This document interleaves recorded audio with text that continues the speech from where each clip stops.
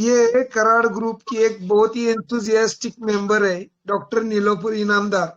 Multitasking woman है।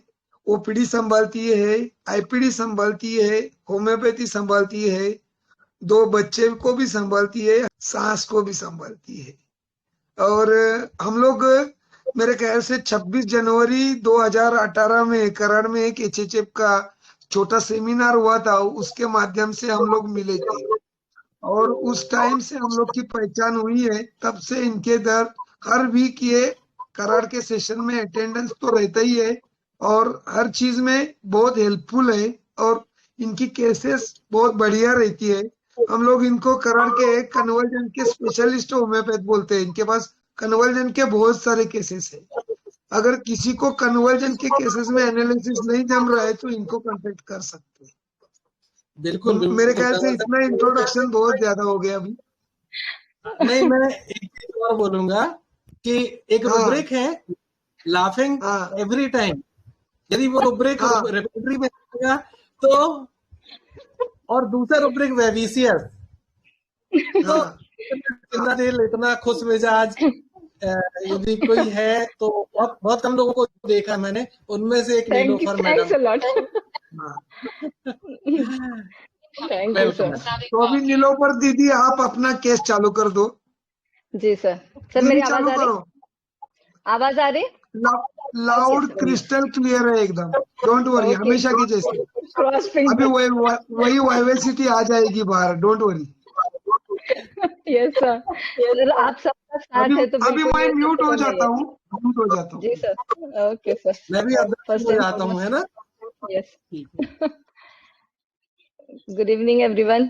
Thank you sir, Maharik sir, Ashok sir, इतना appreciation और इतना प्यार भरी बातें और इतना अच्छा सब बोलने के लिए। तो इट इज जस्ट मेरी तरफ से मैं जितना कोशिश करती हूँ जितना हो सके। आई लव टू शेयर जो अपने पास है वो दूसरों को मिले। They should also use this knowledge और वो भी आगे बढ़े।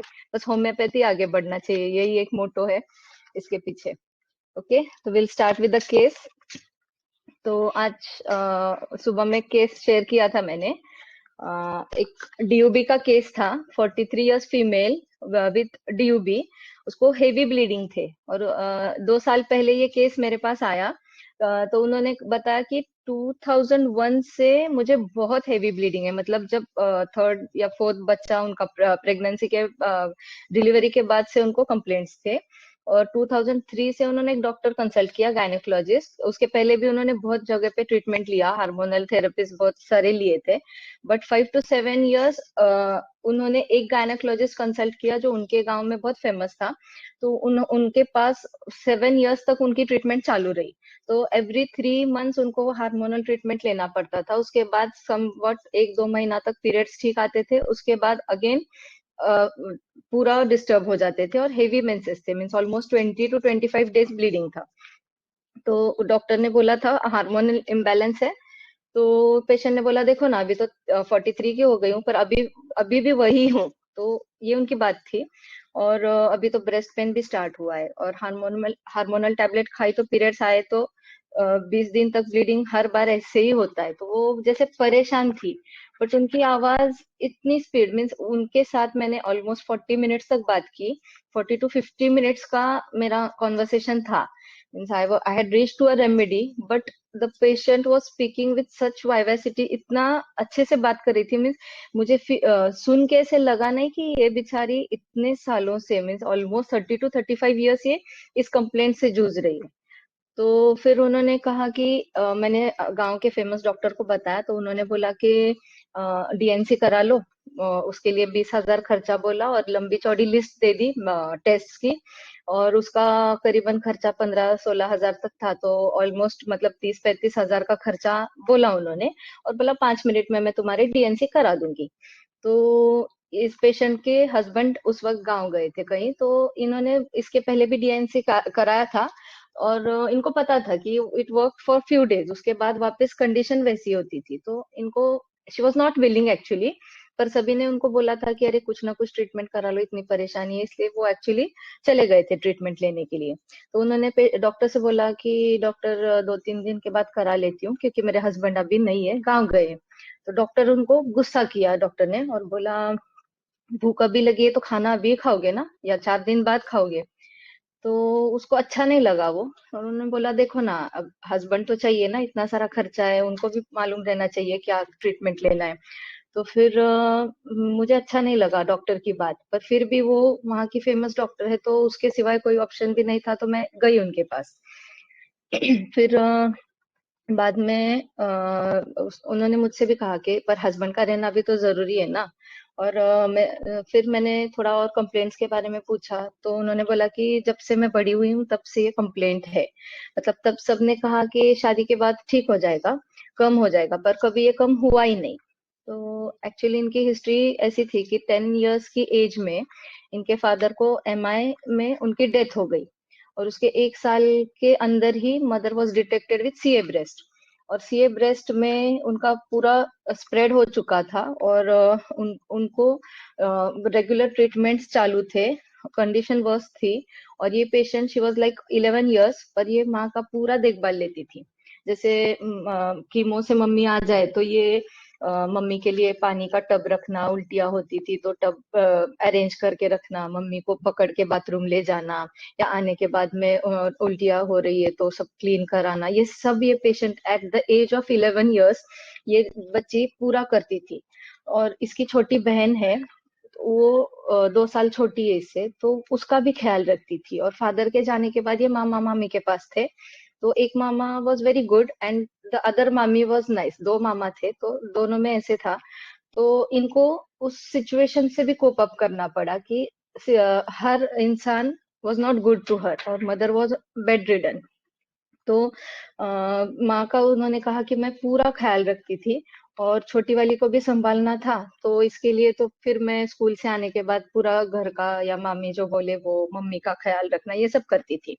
फिर एक बार ऐसे हुआ कि मम्मी ट्रीटमेंट के लिए चली गई। ये जब स्कूल से वापस आई तो सब लोग घर में कुछ अरेंजमेंट्स कर रहे थे। तो इसने पूछा क्या है, मम्मी किधर है? तो वो लोग बोले कि आ जाएगी थोड़ी देर में। तो शी वॉज लाइक वेटिंग कि अरे मम्मी आज आज लेट क्यों हुआ, मम्मी क्यों नहीं आई? तो उन्होंने बताया ही नहीं इसको कि मम्मी की डेथ हो चुकी थी। और उसके 1 महीना पहले इसको मेनार्की आई थी, और उन्होंने वो सेलिब्रेट भी किया था, जैसे वो रिचुअल्स रहता है फर्स्ट टाइम में, लड़की की मेनार्की आने के बाद में दे डू लाइक समथिंग की उम्र हो गई अब, अच्छे ये मतलब रिचुअल्स रहते पूरे। तो मदर वॉज हैप्पी कि चलो मेरे आंखों के सामने मैं तेरी शादी देखूंगी, और ये सब। और एक महीना भी नहीं हुआ था, 15 से 20 दिन हुए और मदर एक्सपायर हो गई। और इसको जब इनके घर पे मेहमान मतलब उसके मामी ने बोला कि मेहमान आएंगे घर पे, तो ये बोली मम्मी हर बार जाती है तो मेहमान नहीं आते, तो इस बार इतनी तैयारी क्यों कर रहे? तो जब तक एम्बुलेंस आई, और एम्बुलेंस की आवाज के साथ में सायरन जब रुका, तो जब गाड़ी खोला तो उसकी माँ की डेड बॉडी इसने बराबर से सामने देखी। तो विद दैट शॉक उसको मेंसेस स्टार्ट हो गए, और वो 15 से 20 दिन तक कांस्टेंट चालू ही थे। और मतलब उसको पता भी नहीं चल रहा था क्या हो रहा है। तो मामा ने बाद में उसके मामी से बोला कि अरे बच्ची को दिखा लो, she is suffering so much. तो फिर उसकी ट्रीटमेंट कराई गई, पर शादी भी इसकी जल्दी हो गई, तो ये उसका चलता ही था पीरियड्स उसके, तभी मेट्रोरेजिया था उसको। फिर उसके बाद इसके एक चाचा थे, उन्होंने इसके शादी के लिए प्रपोजल रखा था उनके किसी बेटे के साथ। तो वो गांव से दूर थे, इनके गांव से दूर थे।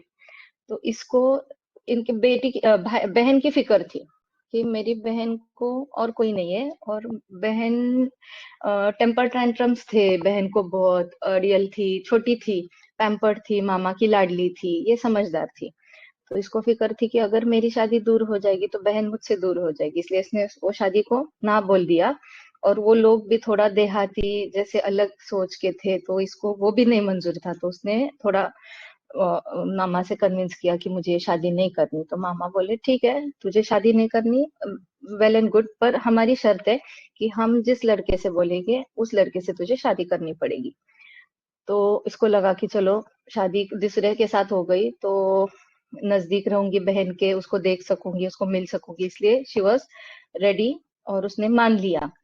तो उसने बोला कि हालात ऐसे थे कि मुझे ऐसे लगता था कि शादी के बाद तो अच्छे दिन आएंगे मुझे, बट उस शादी के बाद तो मेरी हालत जैसे बद से बदतर हो गई, क्योंकि husband was only money oriented. दिन से सुबह से शाम तक, रात तक शॉप में रहते थे, और जब घर पे आते थे तो ही यूज टू टॉर्चर हर कि खाना नहीं बनाया ठीक से, पर्दे नहीं चेंज किए, ब्लैंकेट्स गंदे है, बेडशीट्स गंदे है। तो ये she is such a good looking fair है, टॉल लेडी है, स्वीट प्लेजेंट टॉक है उसकी, मतलब उसको देख के कोई भी उसको अट्रैक्ट हो जाए, इतनी खूबसूरत है।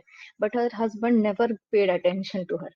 बट ये इसने थ्रू एंड थ्रू हस्बैंड का बहुत ख्याल रखा, और mother in law was also very harsh to her. Means वो जब उसको डीयू होता था तो mother in law use to tell कि ये नाटक करती है, इसको ऐसे कुछ होता नहीं है, ये आराम करने का बहाना ढूंढती है। तो ये बोलती थी कि मम्मी आप आ जाओ, आप देखो मुझे कितना तकलीफ हो रही है, क्लॉट्स, वो बताती थी ऐसे। तो इसने सास ने आखिर तक बहुत परेशान किया, बट मरते वक्त उसकी सास means when she was on her death bed, तो ये बोल रही थी कि नहीं उनकी सांसें मुझे ऐसे लग रहा है चल रही। तो ये उस इसमें थी कि ससुर के डेथ के बाद उसको बहुत दिन तक ससुर की डेथ को भुलाना एक मुश्किल काम था, और उसके बाद सास की डेथ हो गई तो इतना सास ने तकलीफ दिया था, फिर भी ये इतनी हर्ट हो गई उनके डेथ के बाद। और ये बोलती थी कि मुझे सांस दिखती थी बार बार, मुझे सपने में बोलती थी मेरी सांस चल रही थी तो तूने मुझे दफनाने क्यों दिया, मुझे मैं जिंदा थी। तो ये इसका वहम था कि शी वाज थिंकिंग कि अरे मैंने थोड़ा देखना चाहिए था, मैंने और थोड़ा कंफर्म करना चाहिए था। तो सबने बोला तू चुप हो जा, दिस इज लाइक तुझे वहम रहता है कि हर किसी के डेथ के बाद तू ऐसा करती है। तो फिर उसके बाद थोड़े दिन बाद वो मैटर उसके दिमाग से निकल गया। और हस्बैंड जब बीमार, उसके बच्चे बहुत अच्छे हैं, उसको बहुत केयर करते हैं, and she loves her kids, मतलब वो बहुत, उसकी दुनिया उसके बच्चे हैं। और उसके हस्बैंड जब बीमार, मैंने पूछा फिर आपको हस्बैंड के बारे में गुस्सा, तो बोली नहीं, वो जब बीमार रहते तो उल्टा मुझे बहुत बुरा लगता है। अब बीच में ही वो कोविड के से इसमें बीमार थे, तो मैंने उनको, उनकी बहुत देखभाल की, मतलब वो परेशान थे, उनको सांस लेने में तकलीफ, तो मैंने उनकी पूरी खिदमत की। कितना भी करे तो हस्बैंड है ना, तो अपने को करना ही चाहिए। तो this is what I got in the case. और बहुत सारी बातें की उसने, मतलब वो डॉक्टर के बारे में बोल रही थी, हस्बैंड के, बच्चों के बारे में। तो एट सिंगल मोमेंट भी मुझे ऐसे कभी फील नहीं हुआ कि ये बेचारी परेशान या कुछ है। उसकी बातें इतनी प्लेजेंट थी, मतलब वो परेशानी भी बता रही थी तो उसमें से उसका पॉजिटिव एटीट्यूड दिखता था। मीन्स हर बात में she was giving a strong reason, कि मुझे लगता था चलो यहाँ नहीं तो और अच्छा हो जाएगा, ये बात अच्छी नहीं हुई तो इसके आगे आगे की बात अच्छी हो जाएगी। तो थ्रू एंड थ्रू मुझे क्लियरली एक रेमेडी का फील आ रहा था। बट ये जैसे पूरा एक रेमेडी का ड्रग पिक्चर जैसे, वो उसका पूरा सिंस चाइल्डहुड से लेके तो जैसे हम बोल सकते हैं मेनार्की टू मेनोपॉज, उसका पूरा एक journey, how she suffered in her life, but उसने कितना स्ट्रांगली हर एक चीज फेस किया, ये इसमें फील आया मुझे। And on basis of this I prescribed her. तो on on on all this information मैंने कुछ रूब्रिक सिलेक्ट किए। जैसे फील तो मुझे एक स्ट्रॉन्ग रेमेडी का एक लग रहा था, तो लोक्वासिटी थी, इंटेलिजेंट थी, उसको समझता था हर बात, हाई स्पिरिटेड, बायोन्सी, बेनिवोलेंस था, forgiving, easy to forgive, and courageous, positive, hopeful, impressionable, delusion pursued, uh, he was, and elements from mental shock and elements from fright, and सबसे स्ट्रॉन्ग था कि डेलीजन मार्टियर ऑफ बीइंग। और उस इस basis पर I prescribed her carcinosin.